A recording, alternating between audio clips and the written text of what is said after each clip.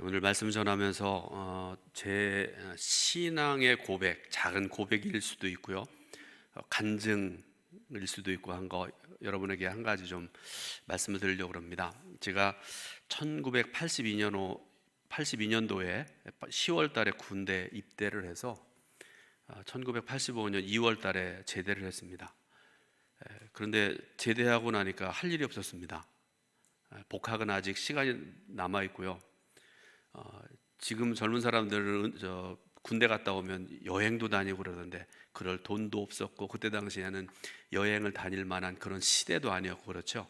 그래서 할 수 있는 일이 대학 선배님들, 그때의 그 전도사님으로 또 목회를 막 시작한 그런 선배님들 몇 분 좀 찾아뵙고 밥이라도 좀 얻어 먹어야 되겠다, 그런 생각을 철없이 생각을 했고요. 그래서 이제 지금도 감리교회에서 목회하고 있는 선배 목사님을 좀 찾아뵙고 밥 좀 사주세요. 그래서 갔었습니다. 근데 저를 만나자마자 그 선배 목사님 하시는 말씀이, 전도사님이죠 그때 당시에, 너 교회 봉사는 하고 있느냐? 그래서 아닙니다. 제대한 지 얼마 되지도 않았습니다. 그랬더니 잘 됐다. 나랑 교회 일 좀 하자. 알겠습니다.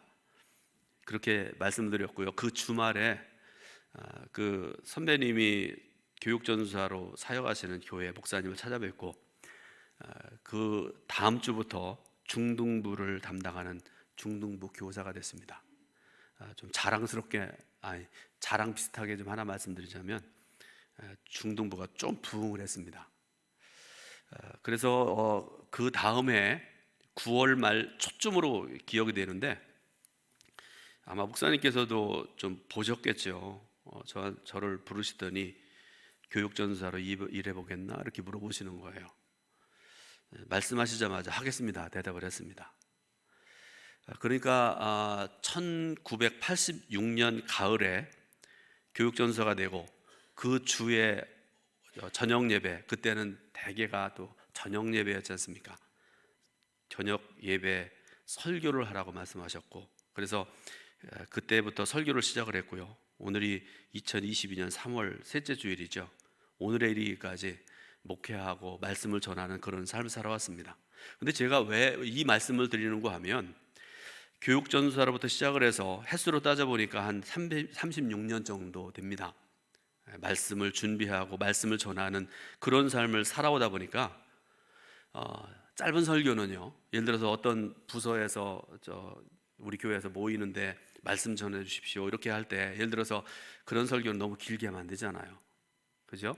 짧게 해야 됩니다. 그래서 그때는 대개 저는 이제 5분 내지 10분 이내 그런 말씀을 전하고 그러는데, 예를 들어서 그런 경우에는 시간이 좀 지나다 보니까 성경 본문만 보고 그러면 무엇을 전해야 되겠다, 이게 머리에 딱 정리가 되고, 그러니까 준비하지 않아도 말씀을 전할 수 있게 되었다라는 그런 말씀인데, 그래서 어떤 경우에 몇 번을 해보면서 이렇게 하면 되겠구나, 준비하지 아니하고 들어가서 어떤 데 말씀도 전하고 그러던 차에 여러분도 아시지만 제가 뇌졸중에 걸려서 큰일 날 뻔했지 않습니까? 그때 짧은 시간이지만 중환자실 들어가서 하나님의 이름을 부를 수조차 없는, 눈에 보이는데 입으로 나오질 않는 거예요. 그래서 제가 그때 통곡하며 기도했다는 말씀 드렸잖아요. 그런 정도까지 되었다가 오직 하나님의 은혜로 회복되고 이렇게 목회를 하게 됐습니다. 그런데요, 이 사순절을 지내면서, 그리고 이번 주일에 겸손이라는 주제를 가지고 말씀을 전해야 되는데, 하나님께서는 3년 전에 조금은 교만에 빠졌던, 조금이 아니었던 것 같아요. 가만히 생각을 해보니까 두 다리를 한쪽에는 그래도 목회자의 모습으로 세워주셨고, 다른 한 다리는 교만이라는 늪에다가 담가놓고 있었던 것 같습니다. 그런 저를 깨닫게 하시려고 하나님께서 그 병에 걸리게 하셨구나 하는 것을 제가 말씀을 준비하면서 기도하면서 깨닫게 되었습니다. 아픈 이후로 저는 아무리 짧은 설교를 할지라도 함부로 하지 않습니다. 준비합니다.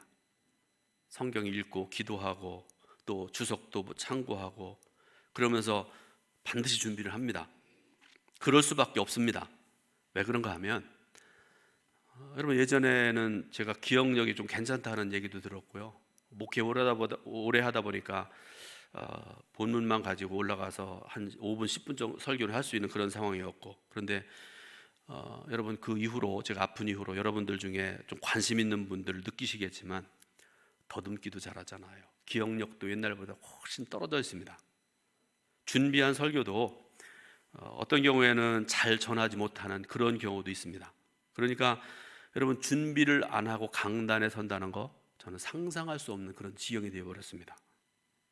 그래서 제가 다시 한번 하나님의 크신 은혜를 경험한 게 뭔가 하면, 하나님께서는 교만하려고 하는 저를 가장 낮은 자리로 던져버리셨다. 하나님의 은혜다. 그거를 깨닫게 되었다는 그런 말씀입니다. 자, 우리가 지금 빌립보서라는 신약 성경을 읽었죠. 빌립보서 2장 1절부터 11절 말씀은 여러분들도 아마 10번, 20번 넘게 이 본문을 통해서 말씀을 들었던 그런 말씀이기도 하고 유명한 말씀이죠. 신약은 27권입니다. 그 중에서 바울 서신이라는 분야가 신약의 반 이상을 차지하잖아요.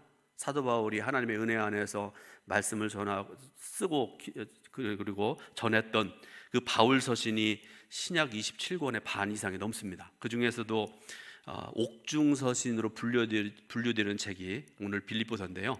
에베소서와 골로새서와 빌레몬서, 이 빌립보서를 포함해서 4권의 책을 가리켜서 우리가 이제 옥중 서신이라 이렇게 얘기하는데요. 무슨 말씀인가 하면, 바울이 복음을 전하다가 지금 로마 감옥에 갇혀 있습니다. 그런데 비록 감옥에 갇혀 있지만 소식들이 들려올 거 아닙니까? 어떤 교회에 무슨 일이 있습니다. 또 저 교회는 또 이런 문제가 있습니다. 또 어떤 교회는 문제가 생겨서 해결이 안 되니까 사람을 보내가지고 바울 사도에게 이런 문제 해결해 주십시오 요청을 하기도 하고 그러지요. 그런데 갈 수가 없어요. 그래서 바울은 편지를 써서요, 동역자들에게 편지를 그 교회를 향해서 보내고, 그래서 그 바울 서신 중에서 옥중에서 기록한 책, 이게 바로 빌립보서라는 책입니다. 그런데 그 중에서 오늘 우리가 읽은 본문의 말씀을 포함한 빌립보서라는 이 서신, 이 빌립보서를 쓰게 된 이유를 여러분 아시는 분이 있는지 모르겠습니다. 그 이유가 여러 가지가 있는데요. 빌립보서 가장 중요한 이유가 있습니다. 빌립보서 4장 2절을 보게 되면요, 내가 유오디아를 권하고 순두개를 권하노니 주 안에서 같은 마음을 품으라, 이렇게 권면을 합니다. 자, 아까도 말씀드렸던 것처럼 바울이 빌립보서를 쓴 목적이 몇 가지가 있는데요, 크게 4가지입니다. 첫 번째로 빌립보 교회 성도들이 보내준 헌금에 대해서 감사하기 위해서. 빌립보 교회는요, 선교한 일에 앞장섰던 교회 중에 하나입니다. 끊임없이 바울 서두를 위해서 기도하고 또 선교 헌금을 해서 바울에게 전달하고 그러는 교회였다, 그런 말씀이죠. 그러니까 감사할 수밖에 없죠. 두 번째로, 바울이 지금 옥에 갇혀 있는 상황이지 않습니까? 그런데 빌립보 교회 성도들을 향해서 자신이 지금 옥에 갇혀 있고, 그렇지만 비록 몸은 옥에 갇혀 있지만 그가 늘 그랬던 것처럼 이곳에서 하나님 말씀 읽고 찬송하고 기도하고 하나님의 은혜 가운데 승리하는 삶을 살아가고 있다. 그것을 빌립보 교회 성도들에게 알려주기 위해서. 그래서 빌립보 교회 성도들도요, 박해당하고 있는 그런 상황에서 힘을 얻게 하려고 이 빌립보서를 기록을 했습니다. 세 번째로, 율법주의의 악 영향으로부터 성도들을 지키기 위해서. 율법주의뿐만 아니라 이단들, 수많은 그 잘못된 영들이 교회 안에 들어와서 성도들을 미혹하고 힘들게 하는 그런 상황이었지 않습니까?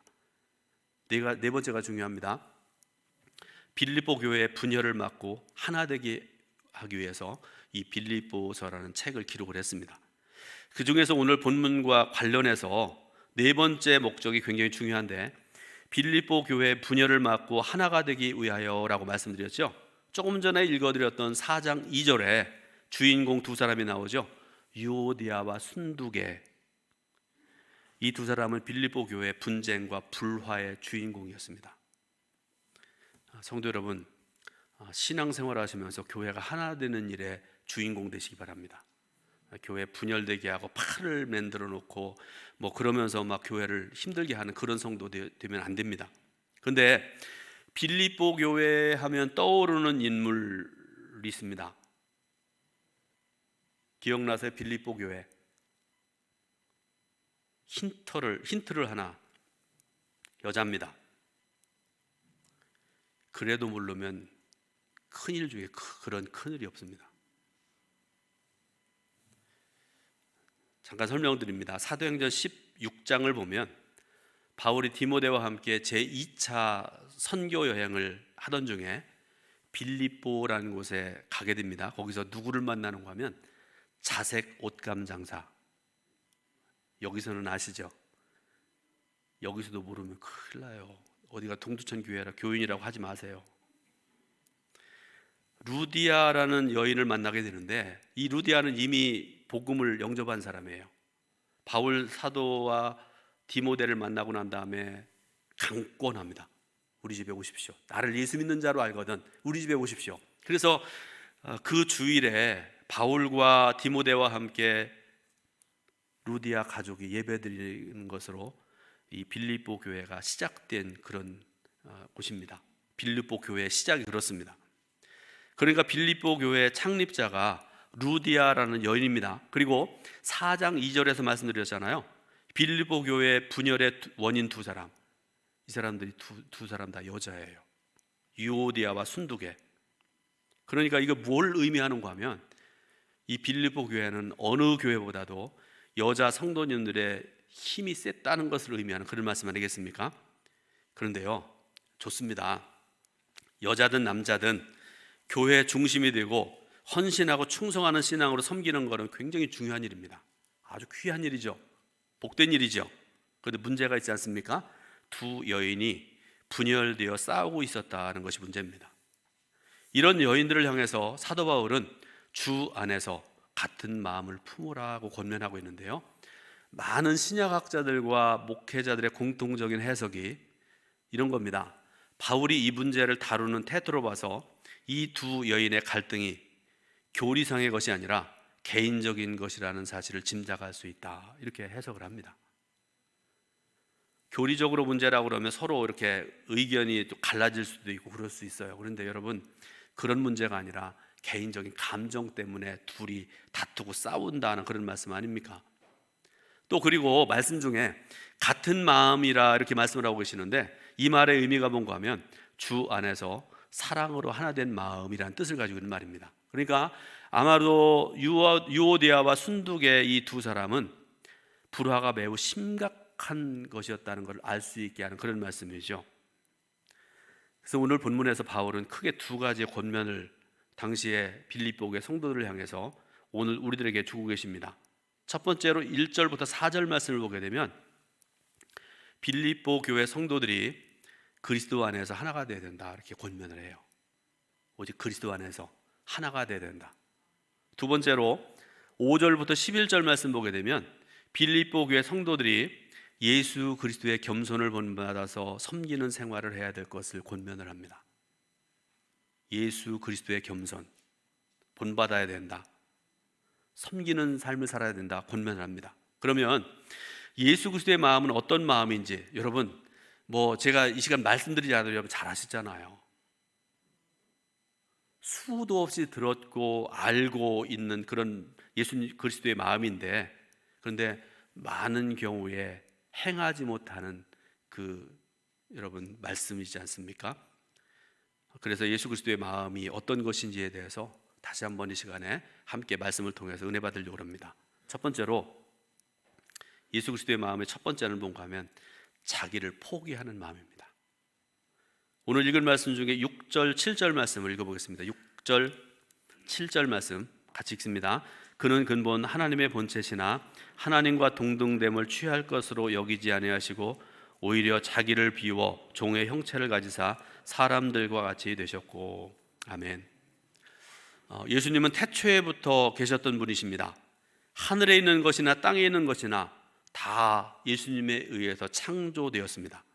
그분은 창조주요 전능하신 하나님이십니다. 그런데 그 하나님께서 인간의 몸을 입고 세상에 오신 것이라는 그런 말씀이죠. 우리가 이것을 가리켜서 성육신이라 이렇게 말씀을 하는데요. 인류의 역사상 이보다 더 위대한 사건은 없습니다. 여러분들 연속극 많이 보시죠?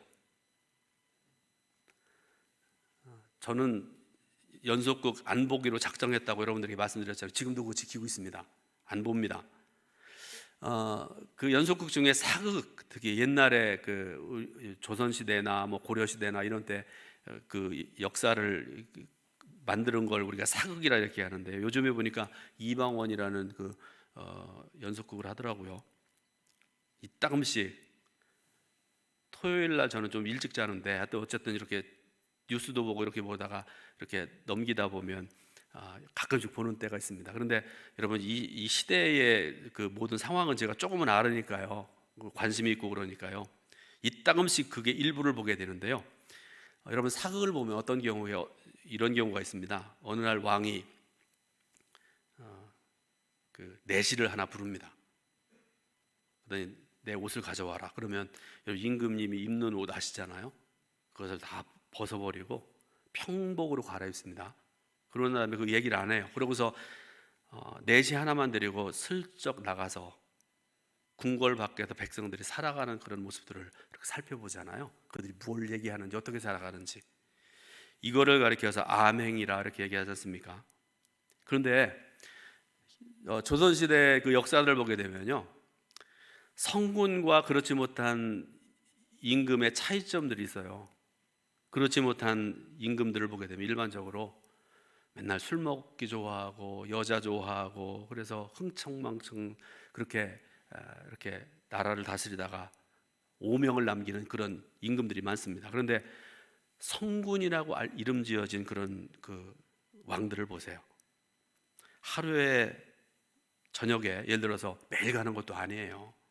어떤 때에 뭐 예를 들어서 7시에 해가 진다고 그러면 8시쯤 나가자고 그래서 1시간 정도 돌아보고 2시간 정도 돌아보고, 그러면서 백성들의 그 아픔이라든지 백성들의 삶의 모습이라든지 이런 것들을 다 경험을 하지 않습니까? 그래서 선한 정치를 함으로 후대 몇백 년 동안 우러름을 받고 존경을 받는데, 여러분, 제가 왜 이 말씀 드리는가 하면, 예수님의 성육신 한번 생각을 해보세요. 1시간 동안만 하신 거 아니잖아요. 평생을 그렇게 하셨지 않습니까? 그래서 저는 예수님의 성육신을 대하는 당시의 사람들, 오늘의 사람들 모습을 보면 굉장히 속이 상합니다. 당시의 이스라엘 백성들을 한번 생각을 해보세요. 유대 종교 지도자들을 한번 보시기 바랍니다. 로마 지배자들 한번 생각을 해보세요. 심지어 오늘날 어리석은 사람들의 생각을 보게 되면 어떻게 예수님을 그렇게 막대할 수가 있겠는가, 속상한 거예요. 창조주 하나님께서 인생을 입으시고 피조물의 세계에 오신 것입니다.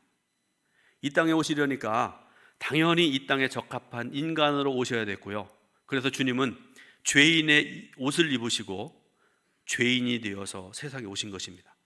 그런데 하나님됨을 포기하니까 모든 메시아의 권리가 다 사라져 버렸습니다. 그래서 예수님의 삶의 모습을 한번 생각을 해보세요. 기도하는 것도 아버지의 뜻대로 기도하시잖아요. 유명한 예수님의 기도 여러분 아시지 않습니까? 일하시는 것도, 말씀하시는 것 모두를 오직 아버지의 뜻대로만 행하셨던 분이 성육신 하신 예수님이셨습니다. 사람들은요, 일반적으로 자기를 포기하지 못합니다. 뭐 좀 내려놓자고 그러면 안 내려놓으려고 그러죠. 물질도 그렇죠. 명예도 포기하려고 하지 않습니다. 아주 적은 손해도 보지 않으려고 하는 것이 사람들의 일반적인 모습입니다. 그런데 예수님은 한 번도 하나님의 아들이심을 포현하지 아니하셨고요, 권리를 주장하지도 않으셨습니다. 그리고 그 일로 불평하지도 않으셨습니다. 왜 그렇습니까? 철저하게 메시아 되심을 포기하셨기 때문에 그렇습니다. 흔적도 없이 다 버리셨습니다. 다 버리셨기 때문에 주장할 것도 없고 미련둘 것도 없었다는 것이지요.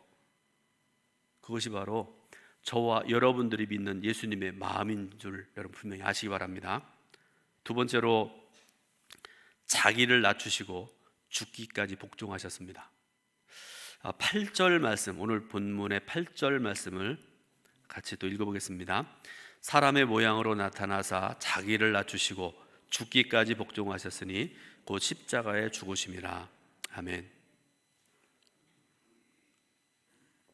다시 말씀드립니다. 예수님은 하나님이십니다.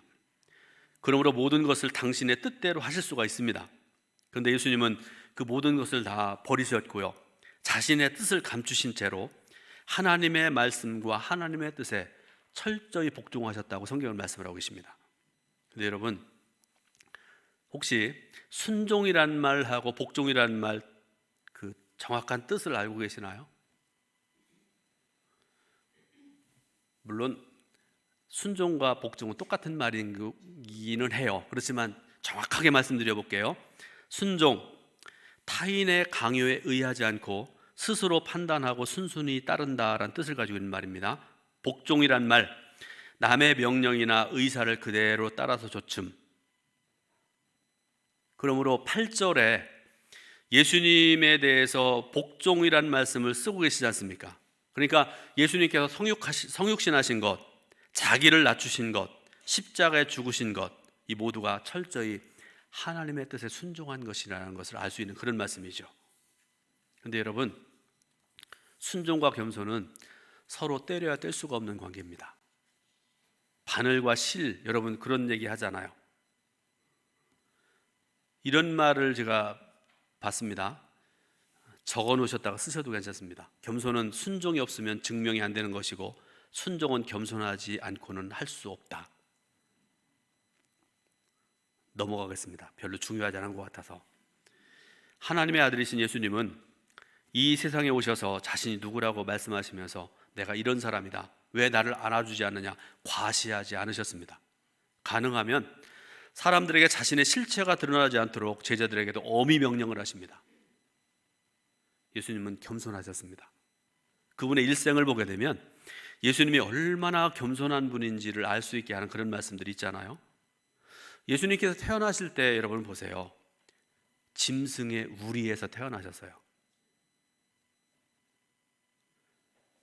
우리 김장호 전사님 가정에서 아기를 낳았는데,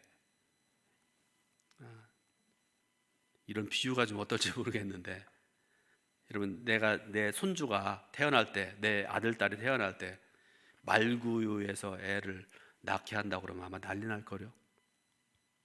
안 되지 않습니까? 아무리 깨끗하거나 더럽고 그렇지 않습니까? 냄새나고. 근데 예수님은 짐승의 우리에서 태어나셨습니다. 예루살렘 성에 입성하실 때에도 성경 말씀 보니까 새끼 나귀를 타고 들어가셨다 이렇게 말씀을 하세요. 왕이신데 작은 나귀 새끼를 타고 들어가셨는데, 그런 예수님을 가리켜서 성경에 뭐라고 말씀하는가 하면 겸손의 왕이다 이렇게 말씀하시지요. 예수님은 자신을 철저히 낮추셨습니다. 그리고 하나님의 뜻에 철저히 복종하셨습니다. 여러분, 복종이란 말, 아까 순종이나 복종이나 거의 비슷한 뜻이라고 말씀드렸잖아요. 그런데 요거는 꼭 기억하셔야 됩니다. 머릿속에 기억하세요. 좀 죄송스럽지만 눈 뜨시고요, 이럴 때는 저를 쳐다보시기 바랍니다. 복종이라는 건 두 가지 뜻을 가지고 있는데요, 하나는 말씀을 듣는다, 하나님의 말씀을 듣는다라는 뜻입니다. 말씀을 듣는 것 해야 하잖아요. 우리가 잘하는 거 아닙니까? 많은 경우에 여기까지는 그래도 잘합니다. 그 다음이 중요한데요, 복종의 두 번째 뜻은 들은 대로 행한다는 것. 판단의 여지가 없습니다. 지체할 여지도 없습니다. 그냥 그대로 따를 뿐입니다. 자신의 생각은 분명히 다를 수 있습니다. 그런데 자기의 생각을 고집하지 않습니다. 어떤 때는 자기의 생각이 더 옳을 수도 있습니다. 그러나 그것을 관철시키는 것이 아니라 아버지의 뜻에 따르는 것, 그것이 바로 예수님의 마음이고 예수님의 복종인 줄로 믿으시길 바랍니다. 마지막으로, 그러면 예수님께서는 왜 그렇게 자기를 낮추신 것일까? 이유가 뭘까? 생각하고 그래봐도 대답은 하나밖에 없어요. 사랑 때문에 그렇습니다. 저와 여러분들을 사랑하셨기 때문에 인간이 되어 세상에 오셨고요, 그 수치를 당하고 고통을 당하셨다, 그런 말씀이죠. 로마서 5장 8절에 우리가 아직 죄인 되었을 때에 그리스도께서 우리를 위하여 죽으심으로 하나님께서 우리에 대한 자기의 사랑을 확증하셨느니라. 아멘. 하나님의 사랑이 예수 그리스도에게도 있었고, 그래서 예수님은 자발적으로 자신을 낮추는 삶을 사신 것입니다. 예수 믿는 우리가 서로 인사하면서 저는 이게 별로 안 좋아가지고 제가 싫어해서 뭐 성도들한테 인사하십시오 그러면서 뭐 축복합니다, 감사합니다. 여러분 그런 거 잘 안 하시잖아요, 우리 교회에서. 뭐 불만이면 제가 다음 주부터 할게요. 제가 그게 별로인 것 같아가지고 잘 안 합니다. 그런데 어쨌든 성도들이 서로 인사하면서 축복합니다, 감사합니다 그렇기도 하고 그러는데, 예를 들어서 겸손합시다라고 그렇게 얘기하는, 인사하는 경우들이 있지 않습니까? 근데 여러분, 이 겸손합시다라는 말의 뜻은요, 실상 가만히 생각을 해보면 사랑하는 마음을 가집시다라는 것과 똑같은 의미의 말씀이라는 것입니다. 우리는 사랑할 때에, 그리고 겸손할 때에만 진심으로 자신을 낮출 수가 있습니다. 어느 목사님이 쓴 설교집을 제가 보다가 한참을 제가 그렇다, 그럴 수 있다 그러면서 제가 은혜 아닌 은혜 받았던 하나님 말씀 아니니까요, 이 목사님 얘기인데요, 가만히 보니까 그 목사님의 자기가 경험했던 건지도 모르겠어요. 제가 그거 마지막으로 여러분들에게 말씀드리고 말씀 마치려고 그러는데요, 머리가 하얀 할아버지가 3, 4세쯤 된 손자와 노는 모습을 보면 머릿속에 그려지세요? 연세가 많으신 할아버지, 3살, 4살밖에 안 된 손자와 노는 모습을 보게 되면 어이가 없을 때가 많습니다. 이런 내용입니다. 손자가 말을 태워달라고 그러면 할아버지는 군말 없이 등을 대고 태우고 방을 기어다닙니다. 할아버지들은 그래요, 손자가 해달라고 그러면. 또 하나, 손자가 그게 좀 시원찮아서 말소리를 내달라고 하면 전 이 소리 못 내겠어요. 우는 소리를 내고 이리저리 고개를 흔들면서 손자가 웃을 때까지 그렇게 한답니다. 세 번째로, 아이가 반말을 해도, 때로는 함부로 행동하고 말해도 허허 웃으시면서 할아버지는 다 상대를 해줍니다. 그렇죠, 할아버지 여러분? 그런데 동네 골목길에서는 그렇지 않습니다. 만약에 동네 청년이 할아버지와 마주쳐 지나갈 때 인사도 없이 지나가거나, 혹은 담배를 물고 그냥 지나가는 젊은 사람을 보게 되면 할아버지는 가만히 계시지 않습니다. 즉시 불러서 세우고는 네 애비가 누구냐 그러면서 호통을 내십니다. 어른 앞에서 버릇이 없다고 꾸짖으시는 것이죠. 자, 그러면 할아버지가 동네 골목길에서 청년에게 취하는 행동과 집안에서 손자에게 취하는 행동이 이렇게 극단적으로 다른 이유가 무엇인가에 대해서 말씀했는데요, 동네 골목길에서는 인륜의 도덕 원리를 적용했기 때문에 그렇다. 그러나 집안의 손자에게는 한없는 사랑의 원리를 적용했기 때문이다. 이렇게 거기 보니까 말씀을 해놨더라고요. 사람은 사랑할 수 있으면요, 기꺼이 자기 자신을 낮출 수 있습니다. 겸손은 사랑이 만들어내는 열매입니다. 그러므로 사도 바울이 그리스도의 자기 낮추심을 상세히 말씀하면서 우리가 가져야 한다고 말씀하시는 예수 그리스도의 마음의 핵심은 사랑입니다. 그래야만 우리도 예수님께서 그렇게 사셨던 것처럼 자신을 낮추는 겸손을 할 수 있는 것이고요, 사랑을 실천할 수 있게 된다는 그런 말씀이죠. 이제 말씀의 결론을 맺으려고 합니다. 우리가 사랑함으로 예수님처럼 겸손의 삶을 살아갈 때 하나님께서 우리에게 주시는 선물이 있다고 말씀을 하세요. 오늘 본문에 나와 있는데요, 자, 오늘 본문 9절부터 11절에 답이 있습니다. 자, 여러분 9절부터 11절 말씀을 우리 같이 읽습니다. 그러므로 하나님이 그를 지극히 높여 모든 이름 위에 뛰어난 이름을 주사 하늘에 있는 자들과 땅에 있는 자들과 땅 아래에 있는 자들로 모든 무릎을 예수의 이름에 꿇게 하시고 모든 입으로 예수 그리스도를 주라 시인하여 하나님 아버지께 영광을 돌리게 하셨느니라. 아멘. 사랑하는 성도 여러분, 예수님처럼 사랑하시기 바라고요. 예수님처럼 겸손하게 살아가시기 바랍니다. 그래서 낮추고 섬기는 그런 삶을 살아서 마침내 하나님께서 높여주시는 그런 복된 삶을 살아가시기를 예수님의 이름으로 축원드립니다. 기도하겠습니다. 하나님 감사드립니다. 귀한 주일 허락하시고 주님의 성전에 나와서 예배드리게 하신 하나님, 또 나오고 싶지만 질병과 코로나와 여러 가지 어려운 문제들 때문에 나오지 못하고 삶의 자리에서 가정에서 예배드리는 성도들 모두에게 복 주시기 원합니다. 넘치는 복을 더하시기 원합니다.